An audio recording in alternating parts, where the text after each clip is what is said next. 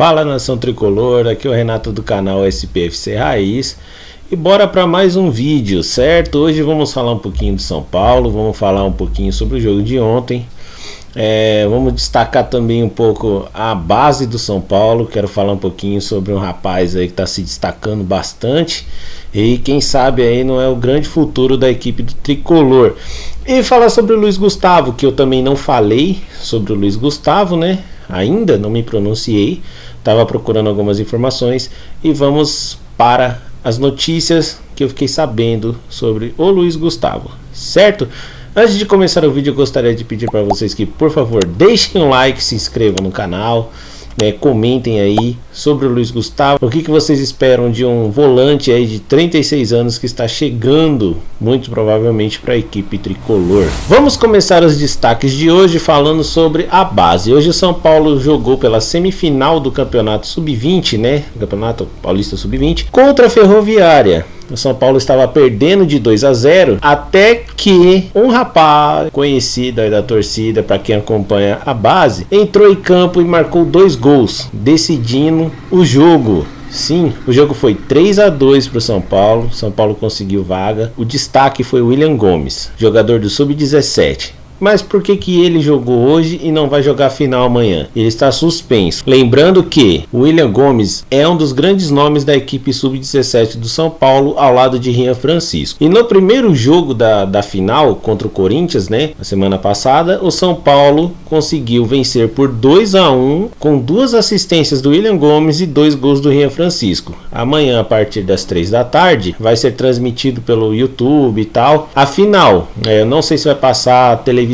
eu sei que pelo YouTube passará, no canal oficial de São Paulo, do Paulistão, o jogo da final entre São Paulo e Corinthians. O jogo que agora mando de campo do Corinthians, né, lá no Parque São Jorge. São Paulo vai com a vantagem de 2 gols. E o William Gomes, como ficou fora dessa final, ele acabou jogando a semifinal hoje. Ele foi convocado para a equipe Sub-20 e fez a sua estreia hoje e marcou 2 gols na vitória de 3-2. Esse nome, William Gomes, que é um atacante, é o camisa 7 do São Paulo, vem ganhando destaque pelo Muricy, que já falou que a grande façanha do São Paulo em relação à base será feita com a equipe Sub-17, né? Que são os melhores jogadores que estão vindo dali. E realmente, para quem acompanha a base, acompanha o Sub-17, tem jogadores muito bons ali. Muito bons, que pode trazer grandes benefícios ao elenco do São Paulo futuramente. Então, visando a copinha do ano que vem, o São Paulo já está preparando o William Gomes e o Rian Francisco para a disputa da copinha ano que vem, né, com o elenco Sub-20. E a copinha serve, né, para preparar o jogador para subir para o profissional. Muitos jogadores subiram, né,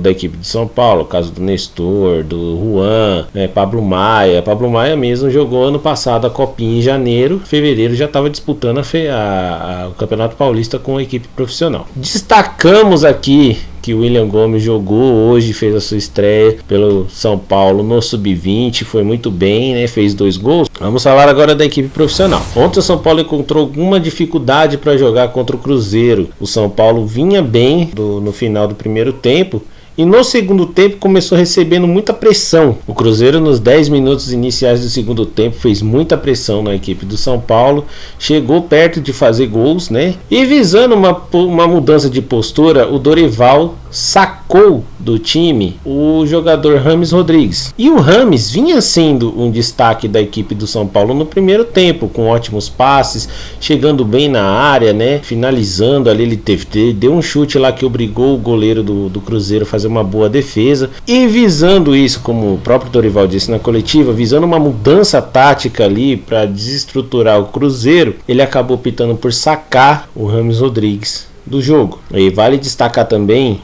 o seguinte, certo? O Luciano mais uma vez veio do banco para decidir o jogo. Por que eu coloquei na capa do vídeo que o Dorival recebeu críticas mesmo com a vitória? Porque o Luciano, a gente vê um David, a gente vê um Erisson, a gente vê um Juan que briga com a bola. Esses caras brigam com a bola e o Luciano fica no banco. A gente sabe da importância do Luciano, a gente sabe que fora o Caleri é ele que decide jogos, ele que decide, é ele que marca os gols, né? Ele ficar no banco não é uma boa coisa para o São Paulo. certo? Na coletiva ele foi perguntado se na próxima rodada contra o Bragantino o Luciano vai ter oportunidade de sair como titular, e o Dorival disse mais ou menos que sim, mas a gente sabe como é que funciona a cabeça do Dorival, né? Ele disse que quer experimentar mais vezes o David e o Erisson, que vieram de lesões graves e que não vão ficar, provavelmente não vão ficar no elenco, que eles precisam avaliar se eles vão ficar ou não, e blá blá blá.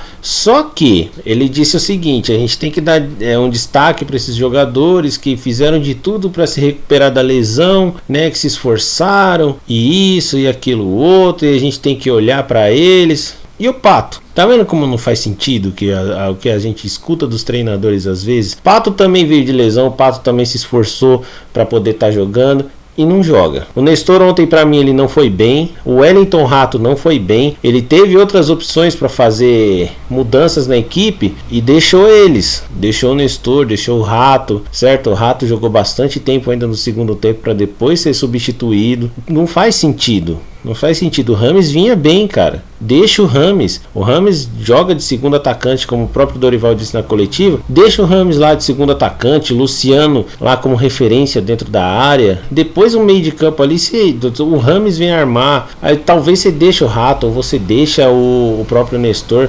Mas eles não foram bem ontem, né? Não foram bem ontem, infelizmente. O Dorival Júnior acabou ouvindo muitas críticas da torcida do São Paulo por conta disso. Por conta do Rames Rodrigues, que não joga jogos completos com São Paulo, ele sempre saca o Rames Rodrigues mesmo ele estando jogando bem, e o Luciano, que sempre está no banco. E sinceramente, ficar no banco para Erisson, ficar no banco para David, para Nestor, para Wellington Rato é de querer sair. E é por isso que eu já trouxe aqui nos vídeos anteriores. O Luciano já recebeu uma proposta. Se ele ficar, é por amor ao clube. É porque ele realmente se identificou com o clube e vai querer jogar o ano que vem no São Paulo. Porque as propostas estão chegando, ele tem contrato até o final do ano que vem e são boas as propostas. Então, pra não queimar o cara, né? Ô Dorival, bota o cara pra jogar, meu. O cara tem que jogar. Infelizmente eu acho que nisso aí você tá pecando. Vamos falar agora um pouquinho sobre o Luiz Gustavo. O que eu vim trazer aqui para vocês é as informações de bastidores. O Luiz Gustavo, ele tá jogando lá na Turquia e tal. Ele não é aquele destaque, como ele nunca foi grande destaque em equipe nenhuma, nem pela seleção. E é o seguinte, ele é um jogador de 36 anos. Rumores de que o contrato que o São Paulo estaria preparando para ele é de contrato de 1 ano. E ele é um jogador que ele joga de volante, porém também pode jogar de zagueiro.